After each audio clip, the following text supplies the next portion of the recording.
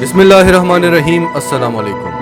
بالآخر فرانس نے عمران خان سے اسلام مخالف قوتوں کے خلاف آواز اٹھانے کا بدلہ لے لیا ہے۔ یورپین پارلیمنٹ میں ایک قرارداد پیش کی گئی ہے جس میں پاکستان سے 12 ناجائز مطالبات کیے گئے ہیں،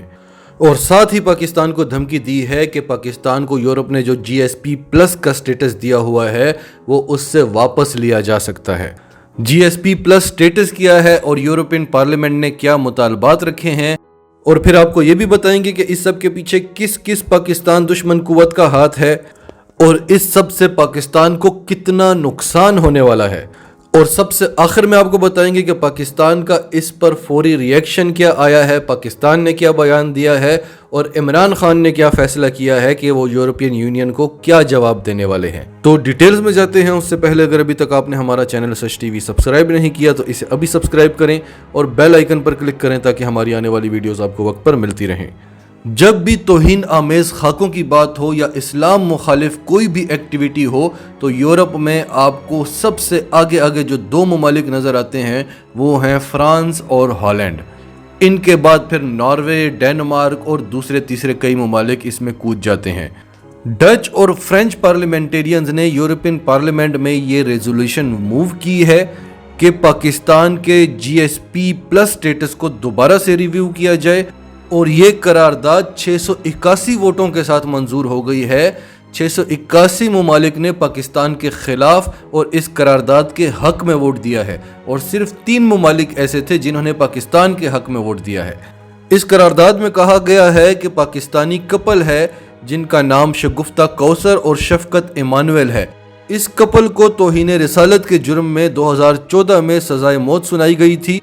جس پر عمل درآمد تو نہیں ہوا، لیکن ان کو ان کی فیملی سے علیحدہ رکھا ہوا ہے۔ اور شفقت ایمانویل کی ریڑھ کی ہڈی کا بھی مسئلہ ہے جس کی پراپر ٹریٹمنٹ نہیں ہو رہی، اور یورپین یونین نے مطالبہ کیا ہے کہ ان کی سزائے موت کو ختم کیا جائے اور ان کو فوراً رہا کر دیا جائے۔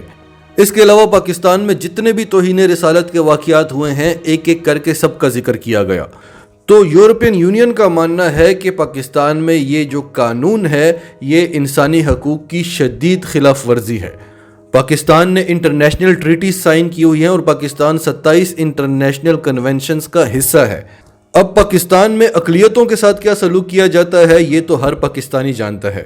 بلکہ ہمارے کچھ مسیحی دوست ہیں اور میں تو ان کو کہتا ہوں کہ آپ لوگوں کے تو مزے ہیں، کیونکہ ہر چیز میں آپ لوگوں کا الگ سے کوٹا ہوتا ہے، جس کی وجہ سے آپ لوگوں کو سخت کمپٹیشنز کا سامنا نہیں کرنا پڑتا اور آپ کو مراعات ملتی ہیں۔ بہرحال آپ اندازہ لگائیں کہ اس دنیا میں مسیحی برادری اور یہودیوں کی جان کتنی قیمتی ہے۔ لاکھوں مسلمان پاکستان میں جیلوں میں پڑے ہیں، لیکن صرف ان 2 لوگوں کے بارے میں یورپ پوری جانکاری رکھتا ہے کہ ان کو ریڑھ کی ہڈی کا مسئلہ ہے، ان کو فیملی سے نہیں ملنے دیا جا رہا۔ مودی سرکار نے 80 لاکھ کشمیریوں کے لیے پورے کشمیر کو جیل بنا دیا، مسلمانوں سے ان کی شناخت چھین لی۔ جو مسلمان جے شری رام کا نعرہ نہیں لگاتا تھا اس کے گلے کاٹ دیے جاتے تھے۔ وہاں پر آپ کو انسانی حقوق یاد نہیں آئے، اور یورپ کو تو چھوڑیں، جو مسلمانوں کی 57 ممالک کی تنظیم ہے OIC، اس کا جو لیڈر ہے سعودی عرب، وہ کہتا ہے کہ کشمیر کو امت کا مسئلہ نہ بنائیں، اس کو OIC کا مسئلہ نہ بنائیں۔ تو جب مسلمانوں کے لیے مسلمان کی جان قیمتی نہیں ہے تو یورپینز اس کی کیا پرواہ کریں گے؟ لیکن اقوام متحدہ جیسی تمام تنظیموں کو چاہیے کہ اسے انسانی حقوق کا نام نہ دیں، اسے مسیحی برادری کے حقوق کہیں یا یہودیوں کے حقوق کہیں۔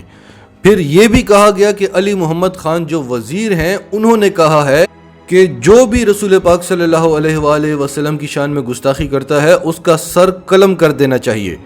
پھر یورپین پارلیمنٹ نے یورپین سفیروں سے مطالبہ کیا ہے جو پاکستان میں تعینات ہیں کہ ایسے جتنے بھی لوگ ہیں پاکستان پر جن پر اس طرح کے کیسز ہیں ان کو آپ پروٹیکٹ کریں، جن کی جانوں کو خطرہ ہے ان کو فوراً ویزے دیے جائیں۔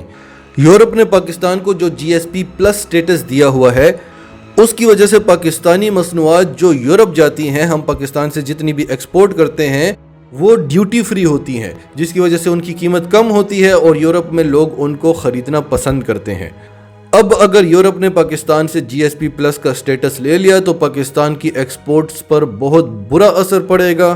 پاکستان میں ڈالر کا ریٹ بہت بڑھ جائے گا اور پاکستان میں مہنگائی کا ایک نیا طوفان آ جائے گا۔ آپ کو یاد ہوگا کہ ٹی ایل پی کے جب مظاہرے ہو رہے تھے تو ہم ایک ہی بات کرتے تھے کہ آپ فرانس کو فائدہ پہنچا رہے ہیں، آپ پاکستان کو نقصان پہنچا رہے ہیں۔ عمران خان کا طریقہ بالکل صحیح تھا کہ تمام اسلامی ممالک کو اکٹھا کیا جائے اور یورپین پارلیمنٹ میں جا کر ڈیبیٹ کی جائے کہ آپ اپنے ممالک میں توہین رسالت کو آزادی اظہار رائے کا نام دینے کی بجائے اسے جرم قرار دیں، نہیں تو ہم تمام اسلامی ممالک آپ کی مصنوعات کا بائیکاٹ کریں گے۔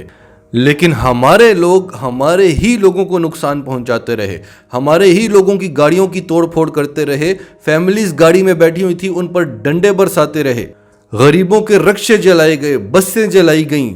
اور دنیا میں ایک امیج دیا گیا کہ ہم ایک مذہبی انتہا پسند قوم ہیں، حالانکہ ایسا بالکل بھی نہیں ہے۔ پاکستان دشمن قوتوں نے ہمیں استعمال کیا ہے اور ہم استعمال ہوئے ہیں، اور کیسے ہوئے ہیں یہ آپ کو آگے چل کر بتاتے ہیں۔ یورپین پارلیمنٹ نے کہا ہے کہ پاکستان میں متنازع بلاسفیمی لاز میں جو توہین رسالت میں لوگ مرتکب ہیں ان کے لیے سزائے موت یا عمر قید کا قانون ہے، جس پر عمل درآمد تو نہیں کیا جاتا لیکن ایسے لوگوں کا پاکستان میں جینا دشوار ہو جاتا ہے۔ پاکستان میں بلاسفیمی لا کا غلط استعمال کیا جاتا ہے اور اقلیتوں کو ابیوز کیا جاتا ہے، جن میں احمدی ہیں، جن میں ہندو ہیں، جن میں عیسائی ہیں، جن میں سکھ ہیں۔ پاکستان سے مطالبہ کیا ہے کہ 295 بی اور 295 سی کو ختم کر دیا جائے۔ تمام اقلیتوں کو فریڈم آف تھاٹ اور فریڈم آف ایکسپریشن کی آزادی ہونی چاہیے، اقلیتوں کو اظہار رائے کی آزادی ہونی چاہیے۔ یعنی ہم اگر جا کر یورپ میں ان کے مذاہب کی توہین کریں تو یہ آزادی اظہار رائے ہوگی۔ ترکی کے صدر نے جب کہا کہ فرانس کے صدر کو اپنے دماغ کا علاج کرانا چاہیے تو پوری فرینچ قوم سڑکوں پر نکل آئی کہ آپ نے ہمارے صدر کی توہین کی ہے، اس کو آپ آزادی اظہار رائے کا نام کیوں نہیں دیتے؟ اب مغربی دنیا کو یہ نیریٹو کس نے دیا ہے؟ یہ پاکستان میں موجود عناصر، نون لیگ جیسے عناصر، مولانا فضل الرحمان جیسے عناصر، حامد میر جیسے عناصر، جو پاکستان مخالف بیانات دیتے ہیں، جو فوج مخالف بیانات دیتے ہیں اور بھارت کے حق میں بیانات دیتے ہیں، اور یہ سب اسی لیے کرتے ہیں کہ ان پر کسی طرح سے پابندی لگائی جائے اور یہ دنیا کو بتا سکیں کہ دیکھیں پاکستان میں تو بات کرنے کی بھی آزادی نہیں ہے۔ امریکہ میں جب ڈونلڈ ٹرمپ پریزیڈنٹ تھا، جب الیکشنز ہو رہے تھے تو اس کی تقریروں پر پابندی لگ گئی تھی، ٹویٹر نے، فیس بک نے اس کے اکاؤنٹس کو بین کر دیا تھا، اور وہ امریکہ کا اس وقت کا موجودہ صدر تھا۔ آپ نے اس کی تقریروں پر کیوں پابندی لگائی؟ ہمارے یہاں نواز شریف، مریم نواز، مولانا فضل الرحمان، حامد میر کھلے عام پاکستان مخالف بیانات دیتے ہیں، پاکستان کی ساکھ کو نقصان پہنچاتے ہیں اور انہیں روکنے والا ہی کوئی نہیں ہے، اور پھر آپ پاکستان کو کہتے ہیں کہ آپ کے ملک میں اظہار رائے کی آزادی نہیں ہے۔ اب یہ سب ہوتا کیسے ہے یہ ہم آپ کو بتاتے ہیں۔ بھارت اور اسرائیل کی جو لابنگ فرمز ہیں جو پوری دنیا میں کام کر رہی ہیں پاکستان کے خلاف، پہلے تو وہ ان قوتوں کو سپانسر کرتے ہیں جو پاکستان کے اندر موجود ہیں، اور انہیں ٹاسک دیا جاتا ہے کہ پاکستان میں فرقہ واریت کو پھیلاؤ، مذہبی انتہا پسندی کو ہوا دو، اور کوئی نہ کوئی ایسے واقعات رونما ہوں کہ بھارت اور اسرائیل کے پاس ایسا میٹیریل اکٹھا ہو جسے اچھال کر پھر وہ مغربی طاقتوں کو بتائیں کہ دیکھیں پاکستان میں یہ حالات ہیں، اور ہمارے لوگ بڑی آسانی سے ان کا اعلی کار بن جاتے ہیں، کچھ مذہب کے نام پر اور کچھ اپنے سیاسی قائدین کی محبت میں۔ نکال لو فرانس کے سفیر کو، ہر چیز کا ایک طریقہ کار ہوتا ہے۔ اب آپ کو کیا لگتا ہے کہ کون سا اسلامی ملک پاکستان کے ساتھ کھڑا ہوگا؟ اگر پاکستان سے جی ایس پی پلس سٹیٹس چھین لیا گیا تو یہاں پر ایک مہنگائی کا طوفان کھڑا ہو جائے گا، اور بات صرف یہیں پر نہیں رکے گی، پھر ہم پر سفری پابندیاں لگائی جائیں گی۔ ہمارے کتنے لوگ ہیں جو فرانس میں کام کر رہے ہیں، کتنے لوگ ہیں جو پورے یورپ میں کام کر رہے ہیں، اس کے بعد ہم پر انٹرنیشنل پابندیاں لگائی جائیں گی۔ فیٹف کو تو آپ بھول ہی جائیں گے۔ پاکستان کے دفتر خارجہ نے اس پر شدید افسوس کا اظہار کیا ہے